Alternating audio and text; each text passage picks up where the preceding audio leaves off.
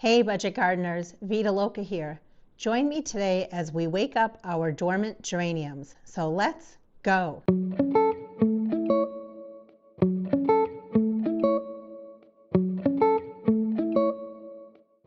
I live in New Hampshire and I garden in zone 5B.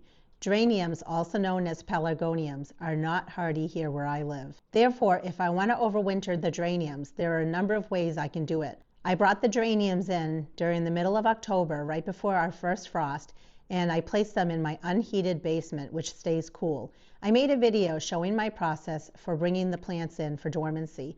I'll put a link to that video down in the description below in case you're interested. Even though there are so many different ways you can overwinter your geraniums, overwintering them bare root has worked very well for me, and I've done it for the last number of years. There are a number of reasons why I like to overwinter my geraniums.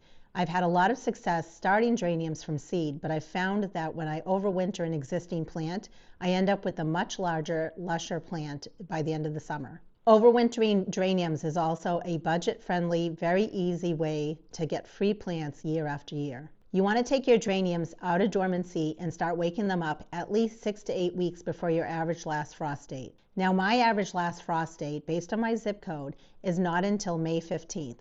I still have at least 15 weeks until I can bring my geraniums outside. I like to wake them up very early because I do like to take cuttings from my plants in order to propagate them and make more plants. If you don't know what your average last frost date is, check out the link below, enter in your zip code, and it'll give you a general idea of what your average last frost date is. But be sure to look at the map because the map is very accurate for giving you that date. Now I'm going to share with you the 5 key steps for waking up your bare root dormant geraniums. The first step is you want to clean up your plant. In other words, you want to remove any leaves that are shriveled or look dead. You want to remove any flowers that are blooming because right now we're not trying to get our plants to bloom. We're just trying to get them to wake up. And if you see any flower buds on there, go ahead and remove those as well. Along those same lines, you also want to remove any dead or mushy looking pieces that are on your plant.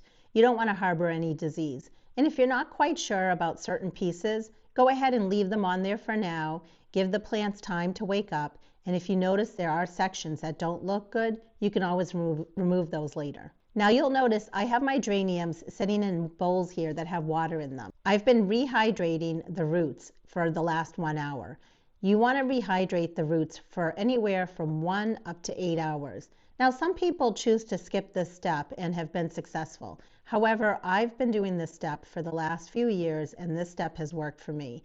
And it's just a good way to get the roots to basically get nice and wet, and also the roots are less apt to break when you go ahead and pot up the plants. The third step is to pot up the plant. You want to fill a pot that has drainage holes in it.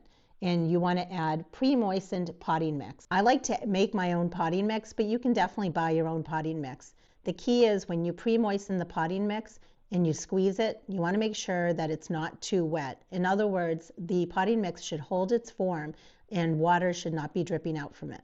Make sure that the roots are beneath soil level and that the base of the plant is above soil level. And then backfill around the base of the plant to make sure that the roots are nice and secure under soil. The fourth step is to prune back your plant. A lot of people like to prune the plants back to about 4 inches above soil level. However, personally, I like to keep most of the plant intact. I like to give the plant time, and I want to wait and see how the plant is looking after a number of weeks.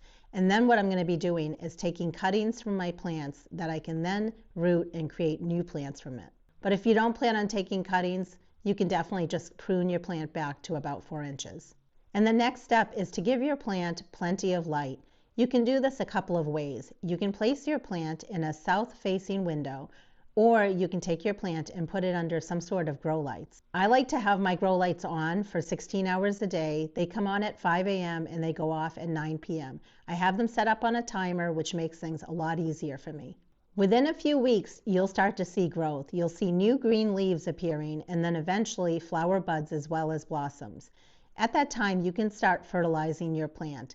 I like to fertilize my plants with either Miracle-Gro or fish emulsion fertilizer. You can use whatever you like. Be on the lookout for future videos because I'll be showing you my process for taking cuttings in order to propagate new plants, how I fertilize my plants, how I harden the plants off once I bring them outside, and then eventually how I pot them up into nice, beautiful containers or put the plants out in my landscape. And if you've never overwintered geraniums before, this is the year to try it. So definitely be on the lookout for future videos when I then show you again my process for bringing the plants in and putting them in for dormancy. Have you ever overwintered geraniums? And if so, what was your process? I'd love to know. Please drop it in the comment section below. And until the next video, make it a great day with gardening.